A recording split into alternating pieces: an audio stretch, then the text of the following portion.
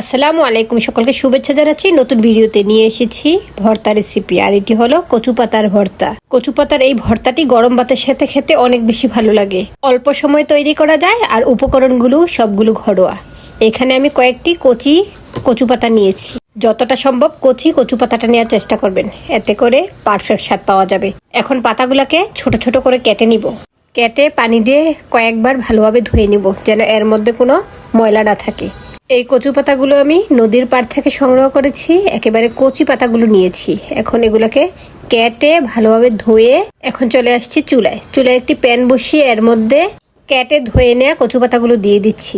অবশ্য আপনারা চাইলে আস্ত পাতাটাও দিতে পারেন, কারণ এটা সহজেই মিশে যাবে।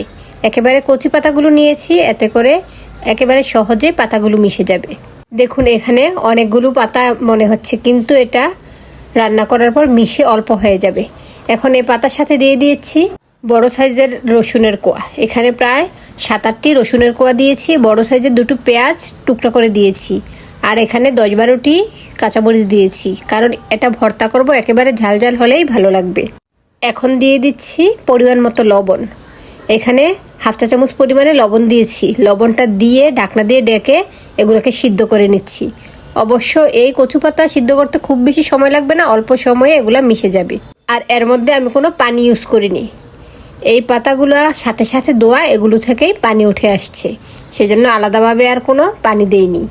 ঢাকনা তুলে একটু নেড়েচেড়ে দিয়েছি। এখন আবারও ঢাকনা দিয়ে ঢেকে দিচ্ছি। ঢাকনা দিয়ে ডেকে প্রায় 7-8 মিনিট সময় যাবত এগুলোকে সিদ্ধ করেছি।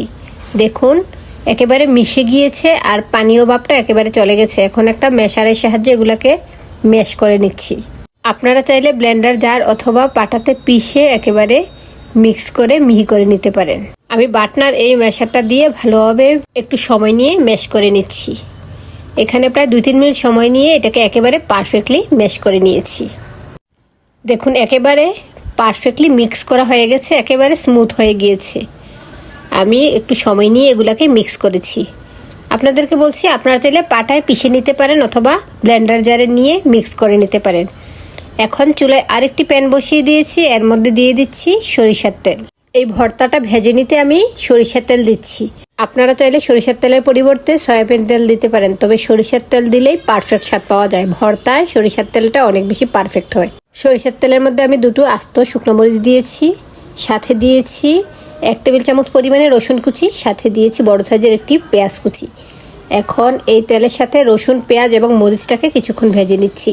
এই সবগুলো উপকরণ একেবারে গোল্ডেন ব্রাউন হওয়া পর্যন্ত ভেজে নিব। এখন আমি দিয়ে দিচ্ছি একটা ইম্পোর্টেড ইনগ্রেডিয়েন্টস, এটা হলো লেবু পাতা। এই ভর্তা এই লেবু পাতাটা দিলে এর স্মেলটা অনেক বেশি ভালো আসে আর এর টেস্ট বহুগুণে বেড়ে যায়। আপনারা যারা আমার রেসিপিটি ফলো করে এই ভর্তাটি বানাবেন, অবশ্যই এই উপকরণটি দেওয়ার চেষ্টা করবেন। সংগ্রহে এই লেবু পাতাটা থাকলে অবশ্যই দিবেন। এখন দিয়ে দিয়েছি 1/2 চা চামচ পরিমাণে লবণ। যেহেতু শুরুতেই লবণ দিয়ে সিদ্ধ করেছি, সেজন্য লবণটা বুঝেই দিতে হবে, তাই আমি অল্প পরিমাণে লবণ দিয়েছি। আপনারা আপনাদের পরিমাণের উপর ডিপেন্ড করে লবণটা দিয়ে নেবেন। পেঁয়াজ ও রসুনটা ভাজা ভাজা হয়ে আসছে আর এর সাথে লেবু পাতা মিশে সুন্দর একটা স্মেল বের হয়েছে। এখন সিদ্ধ করে মিক্স করে নেওয়া কচু পাতার মিক্সারটা দিয়ে দিলাম। দিয়ে স্প্যাচুলা দিয়ে নেড়েচেড়ে এখন ভালোভাবে মিক্স করে নিব।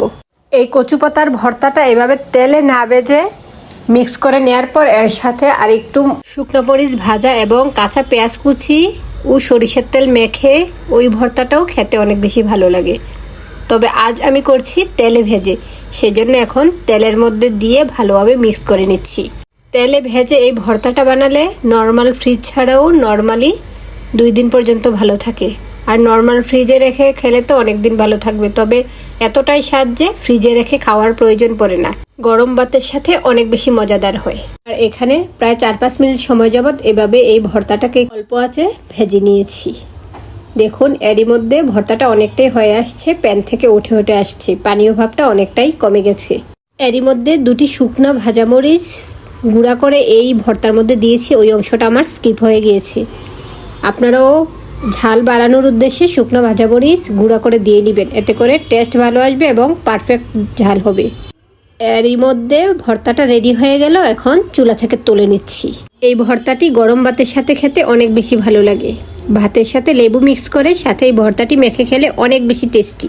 আশা করি ভিডিওটি ভালো লেগেছে। আবার চলে আসবো নতুন কোনো রেসিপির ভিডিও নিয়ে। আল্লাহ হাফেজ, আসসালামু আলাইকুম।